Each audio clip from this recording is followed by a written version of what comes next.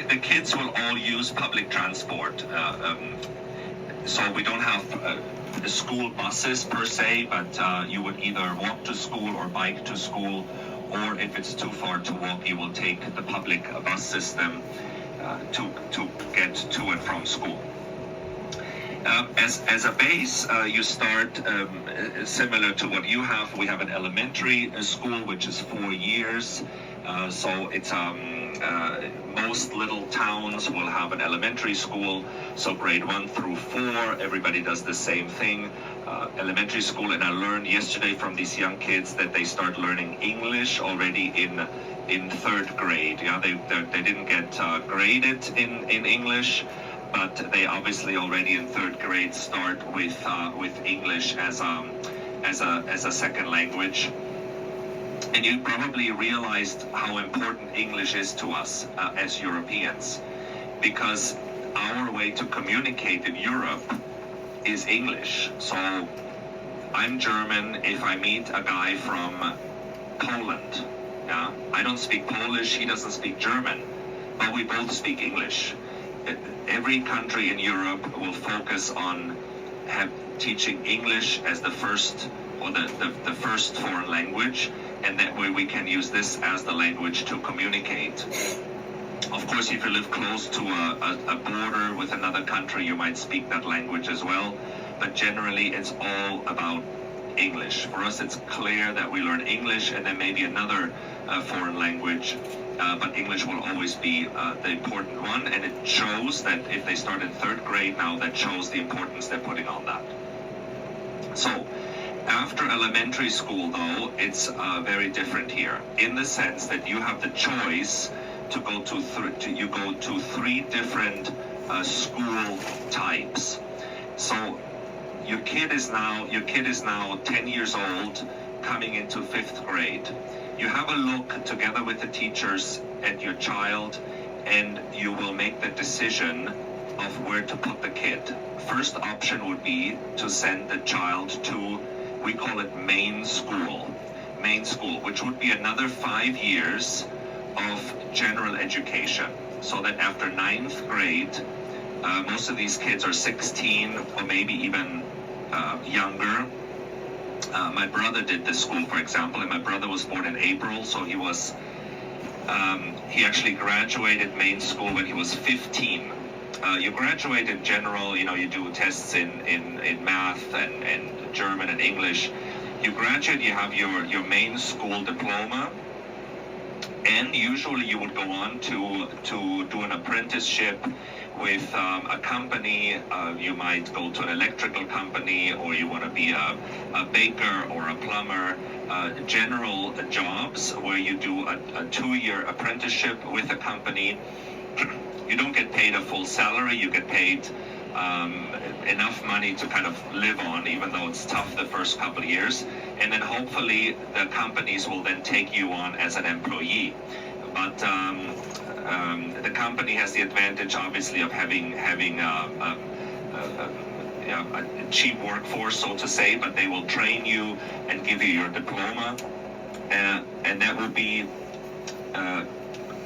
That's what my brother did. My brother was an electrician, or is he's since evolved to do other things. But he was not the studious type. He had no interest in secondary education, in studying, go to university. So that was the way to say, I want to join the workforce. I want to learn a profession. And then you join the workforce, and there you go. That will be the easiest way to finish school. The second option you have for your kid is to put it into, let's call it middle school. That school is another 6 years of education. So you have an extra year of education, and you graduate after 10th grade, focused a little bit more towards having a secondary education. So after you graduate from middle school, you would then go on to certain types of colleges to get a secondary education and to become, any kind of profession where you need more education. It'd be accountant or be a pharmacist or whatever it is that you need a college education for, you would do through middle school. The third option, and that's what these kids did that we encountered yesterday, and that's why they had to travel so far on the bus, because the most towns will have a main school and maybe even a middle school, but then the highest form of school, which is called the gymnasium. It's a weird name in English because gymnasium to you is a gym, but we call it gymnasium, and it's another 9 years of education. And these schools are not everywhere, so sometimes the kids have to travel a little bit further. In gymnasium, you have another 9 years of education, whereas the last 2 years, which is 12th and 13th grade, will be divided into 4 semesters. And in these 4 semesters, you will choose majors and minors and kind of do university prep. So you kind of try to gear towards what you want to do, what you want to study in university, so that you have more focus on these subjects and then actually graduate in these subjects with 2 majors and 2 minors.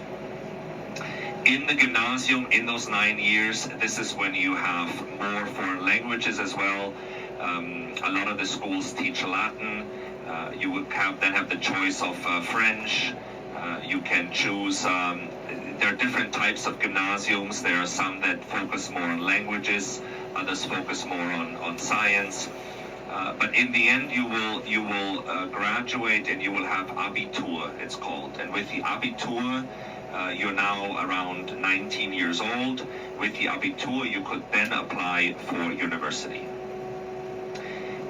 And university education is free, but the universities will only take the top graded students.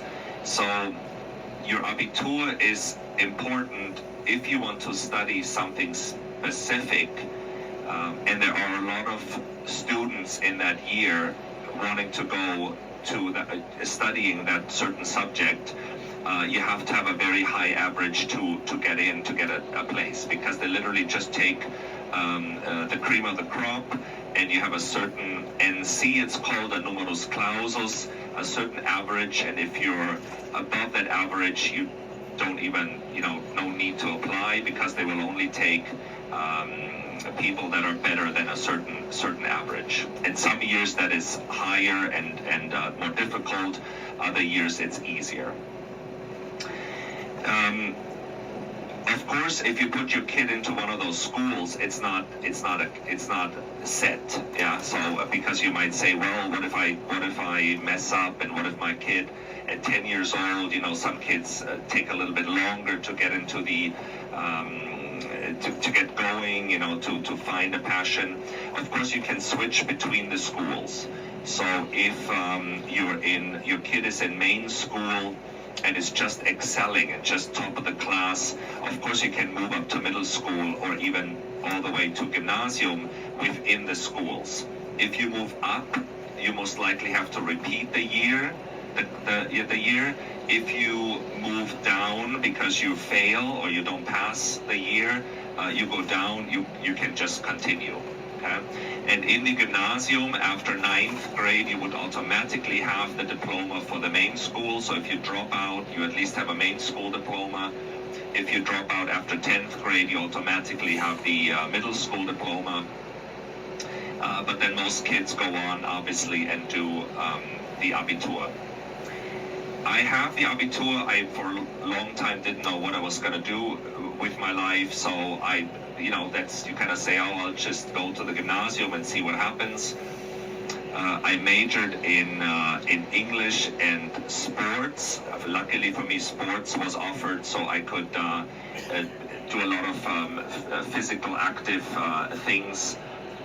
There was also a lot of theoretical tests, sports biology, sports chemistry, but it wasn't easy enough. My philosophy was always best results with least effort, if you know what I mean. So at 16, 17 years old, that's what I chose. I thought, well, English, there's really not much I can study. You either have a talent, and I traveled quite a bit, so my English was okay. English and sports meant I didn't really have to study a lot for my majors. And then I had my two minors were math, because I was actually pretty good at it and I liked it. And I did my oral exams in geography, talking about. I remember the subjects. You get a topic, and then you have an hour to prepare a presentation. I'll never forget my topics were cotton production in Central Asia, and also the oil-producing countries on the Arabian Gulf. And so I kind of, because of this kind of, I didn't really study a lot. I was quite the. I don't want to say I was lazy. I just want to say I never found a good way of studying, because I always thought I didn't have a long-term memory, so I was trying to really just study, the whole night before the test. And of course, well, you can imagine. Anyway, my Abitur was nothing to to frame and put on the wall, because I had an average of 2.3, so 1 is the best. And of course, you need to at least a 5 to pass. But 2.4 is what my average was. It's not bad, it was kind of the middle of the pack. But with a 2.4 average, I, for example, could not even study tourism. I was thinking of maybe studying tourism. There was this university. There were 2 universities in Germany that offered. It was actually geology. And tourism together, and you needed a 1.7 NC in order to get into university, and I had 2.4, so it wasn't even close.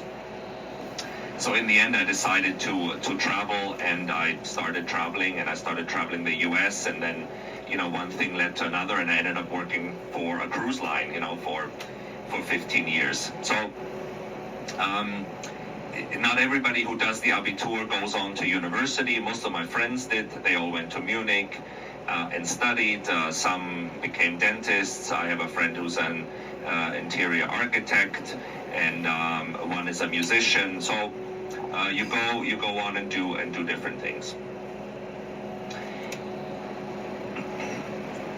The pressure nowadays is quite high for your kids to at least finish Abitur and go to university, and the regular jobs. I want to say the trade jobs, and the carpenters and the plumbers and the bakers, and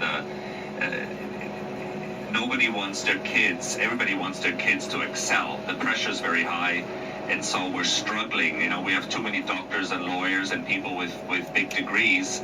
And what's missing is the regular jobs. Try to find a good plumber nowadays. You're lucky if you find one. If you're lucky, you find one that shows up, and then you gotta be, happy that he fixes your toilet in the sense that it's working again. Whereas in the past you could get offers and you could compare, and you knew who was good and you knew who wasn't. And I'm sure this is a global thing. That we all try. We want the best for our kids, and we think the best for them is actually, studying in university and having these big jobs. Are there teachers unions?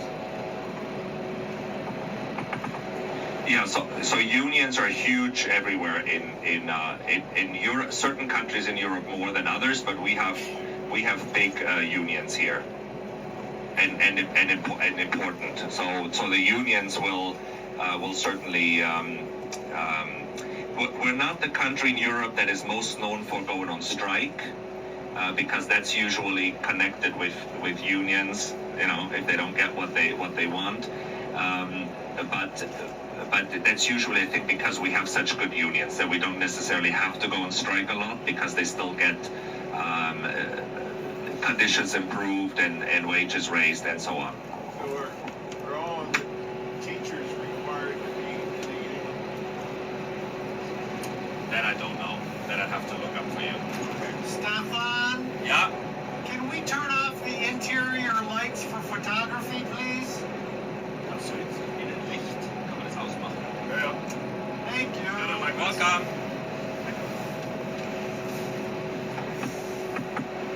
Temperature's okay. Yeah, temperature's fine.